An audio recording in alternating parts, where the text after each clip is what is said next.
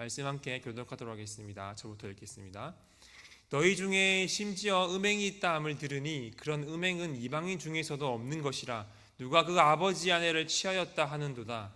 그리하고도 너희가 오히려 교만하여져서 어찌하여 통한이 여기지 아니하고 그 일 행한 자를 너희 중에서 쫓아내지 아니하였느냐. 내가 실로 몸으로는 떠나 있으나 영으로는 함께 있어서 거기 있는 것 같이 이런 일 행한 자를 이미 판단하였노라. 주 예수 이름으로 너희가 내 영과 함께 모여서 우리 주 예수의 능력으로 이런 자를 사탄에게 내주었으니 이는 육신을 멸하고 영은 주 예수의 날에 구원을 받게 하려 함이라. 너희가 자랑하는 것이 옳지 아니하도다. 적은 누룩이 온 덩어리에 퍼지는 것을 알지 못하느냐.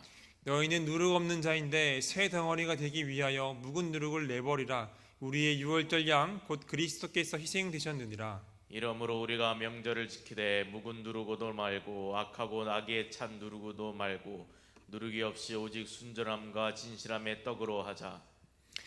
내가 너에게 쓴 편지에 음행하는 자들을 사귀지 말라 하였거니와 이 말은 이 세상에 음행하는 자들이나 탐하는 자들이나 속여 빼앗는 자들이나 우상 숭배하는 자들을 도무지 사귀지 말라 하는 것이 아니니 만일 그리하려면 너희가 세상 밖으로 나가야 할 것이라.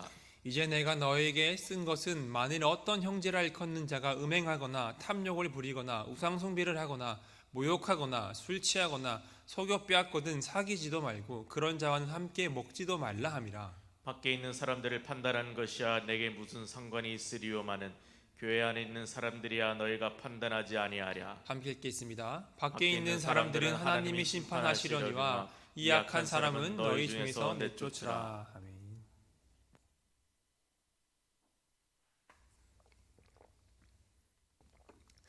우리가 어제까지 살펴보았던 고린도전서 4장까지는 이 고린도 교회의 분열에 대해서 다루고 있었습니다.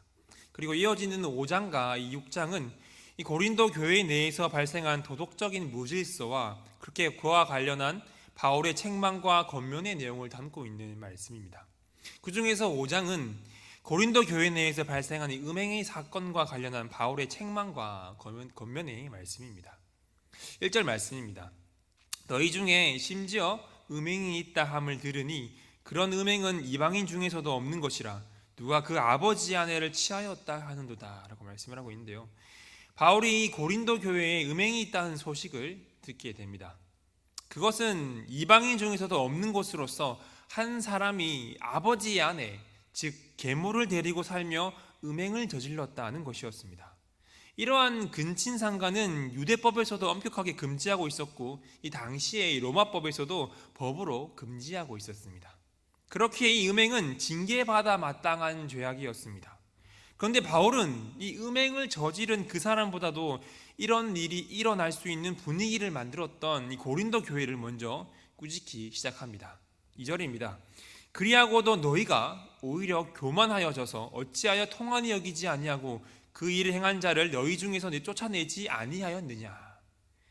고린도 교회는 이런 음행을 저지른 자를 두고 통곡하고 쫓아내야 했습니다. 하지만 그러하지 않고 오히려 교만해져 있었습니다.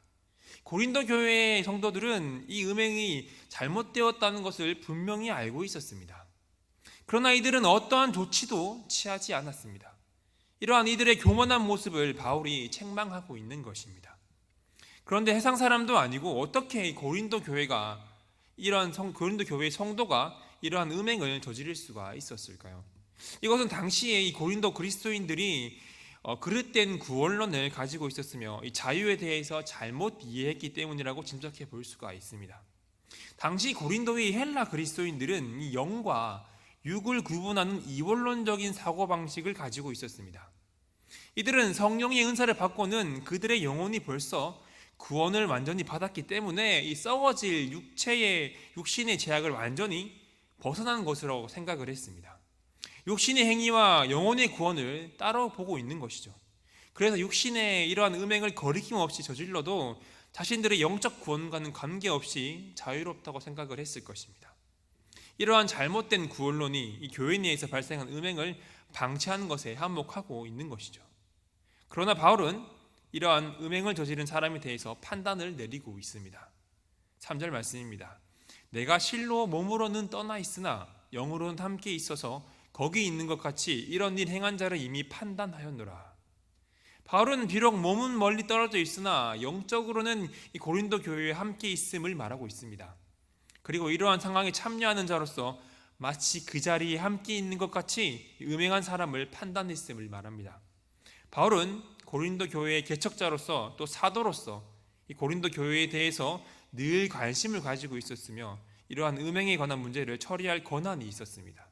그래서 바울은 이렇게 말합니다. 4절 5절 말씀입니다. 주 예수의 이름으로 너희가 내 영과 함께 모여서 우리 주 예수의 능력으로 이런 자를 사탄에게 내주었으니 이는 육신은 멸하고 영은 주 예수의 날에 구원을 받게 하려 함이라. 바울이 내린 판단의 내용은 이것입니다. 주 예수의 이름으로 주 예수의 건의 아래 이 고린도 성도들은 이 편지로 전달되는 바울의 정신과 함께 모여야 했습니다. 그리고 음행을 저지른 자를 주 예수 그리스도의 힘으로 사탄에게 넘겨주어야 한다는 것입니다.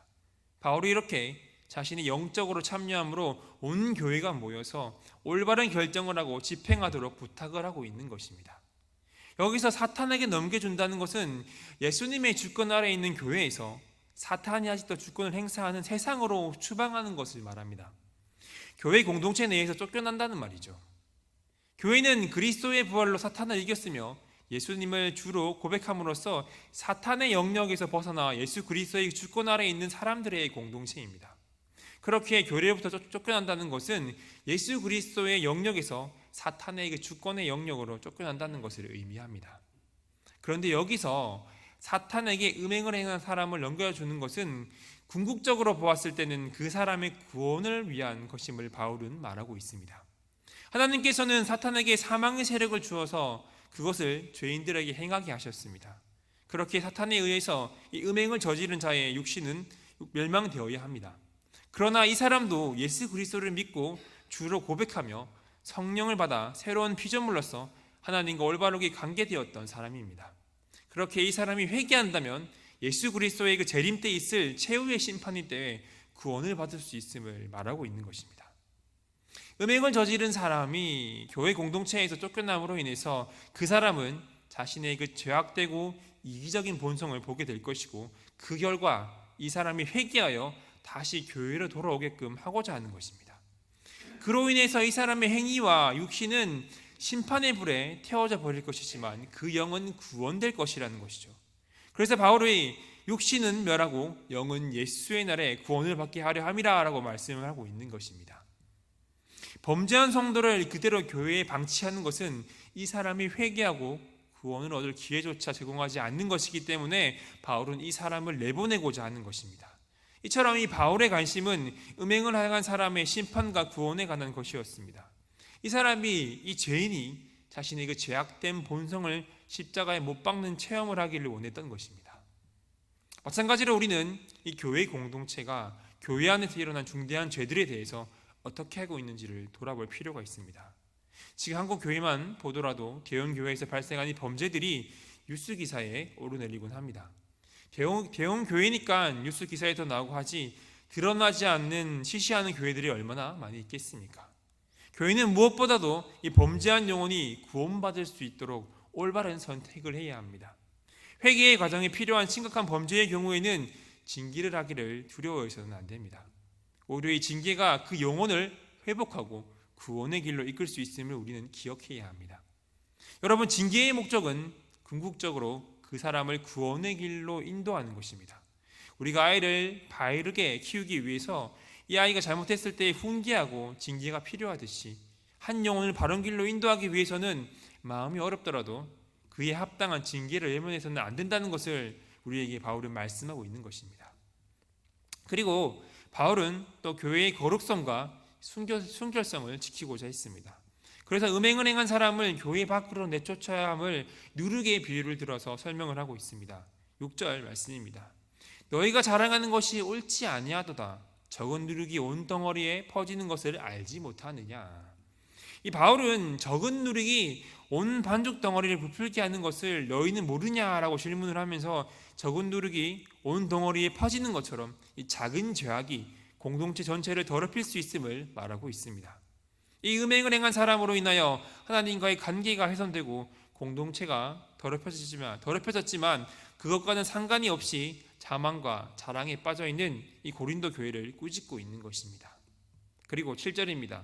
너희는 누룩 없는 자인데 새 덩어리가 되기 위하여 묵은 누룩을 내버리라. 우리의 유월절 양 곧 그리스도께서 희생되셨느니라. 바울은 먼저 고린도 성도들이 누룩 없는 자임을 깨닫게 합니다. 그리고 새로운 덩어리가 되기 위해서 이 묵은 누룩을 제거하라고 명령을 합니다. 그리고 이 누룩을 유월절의 누룩과 연결을 시킵니다. 바울은 아마 유월절을 앞둔 시기에 이 편지를 쓰고 있기에 이 누룩과 유월절과 관련해서 고린도 교인들을 권면하고 있다고 볼 수가 있습니다. 출애굽기에 의하면 이 유월절의 7일 동안은 유대인들은 누룩 없는 떡인 이 무교병만을 먹어야 합니다. 이러한 관습에 의하면 이 누룩은 악영향이나 더럽히는 것, 이 죄에 대한 상징으로 사용이 됩니다. 그리고 누룩 없는 떡은 하나님의 백성에게 요구되는 거룩함을 상징합니다.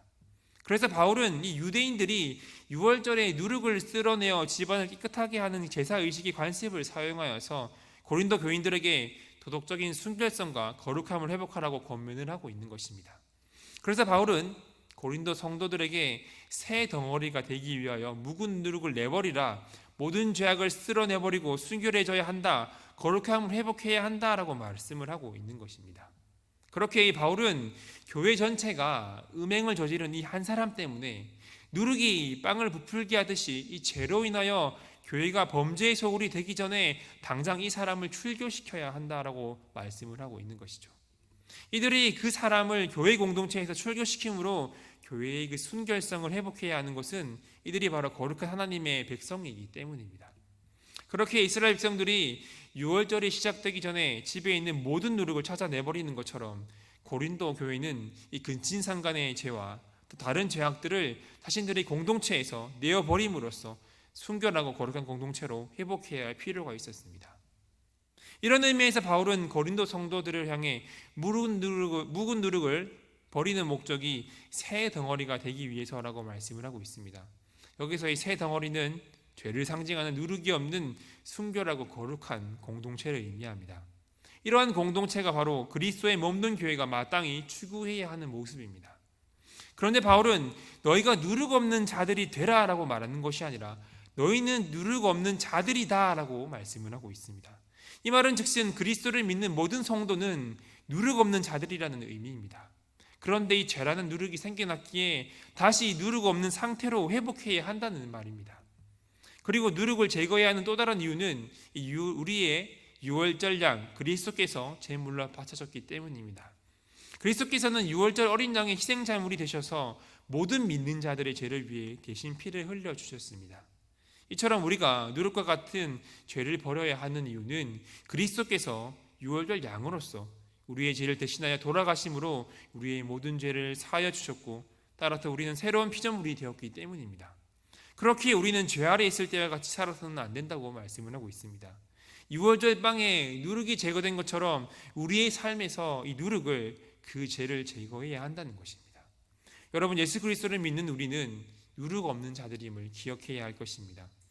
유월절 양 예수 그리스도를 기억함으로 이 누룩이 여러분의 마음과 교회에 발을 들여놓는 그 틈을 주지 마시길 바랍니다. 혹여나 우리 마음 가운데 누룩이 생긴다면 그 누룩을 과감히 내어버리시길 바랍니다. 그러므로 8절에 나와 있는 것처럼 묵은 누룩으로도 말고 악하고 악의에 찬 누룩으로도 말고 이 누룩이 아닌 순전함과 진실함의 떡으로 이 땅을 살아가는 여러분들이 되시기를 바랍니다. 이 날마다 죄의 누룩을 십자가에 못 박음으로 거룩하고 순결한 저와 여러분이 되었으면 좋겠습니다. 이어서 바울은 고린도 교회의 음행의 문제에 대하여 오늘 본문의 편지보다 먼저 쓴 편지에 있던 권면 중에 하나를 고린도 교인들이 오해했음을 알고 그것을 바로잡고자 하고 있습니다. 9절 말씀입니다. 내가 너희에게 쓴 편지에 음행하는 자들을 사귀지 말라 하였거니와 라고 말씀을 하고 있는데요. 바울은 교회 내에서 이 그리스도인이라는 사람이 음행을 하면 그 사람과 상대하지 말라는 뜻으로 편지를 썼었습니다. 그런데 이 고린도 교인들은 바울이 마치 그리스도인이 아닌데 음행을 하는 사람들까지 불신자들의 음행을 하는 것까지도 상대하지 말라고 가르친 것으로 오해를 했습니다. 그래서 10절에서 이 세상의 불신자들 가운데는 음행하는 자들, 탐하는 자들, 속여 빼앗는 자들, 우상 숭배하는 자들 등 온갖 악을 행하는 사람이 당연히 있을 수밖에 없는데 이러한 불신자들과 사귀지 말라는 것이 아니라 그들과의 교제도 가능함을 말씀을 하고 있는 것입니다. 그리고 성도들은 불신자들과 함께 이 세상을 살아가기 때문에 이러한 불신자들과 상대하지 않으려면 세상 밖으로 나가야 한다라고 말씀을 하고 있는 것입니다. 그러나 11절에서 바울은 교회 내에서 이 형제라 일컫는 자가 음행하거나 탐욕을 부리거나 우상숭배를 하거나 모욕하거나 술 취하거나 속여 빼앗는 것 등 악을 행하는 자가 있다면 사귀지도 말고 함께 먹지도 말라라고 말씀을 하고 있습니다. 성도들 중에 이러한 사람이 있다면 관계를 끊어야 한다고 권면을 하고 있는 것입니다. 필요에 따라서는 그들을 출교시켜야 한다고 말씀을 하고 있는 것이죠. 이것이 교회의 거룩함을 위해 필요한 조치라는 것입니다.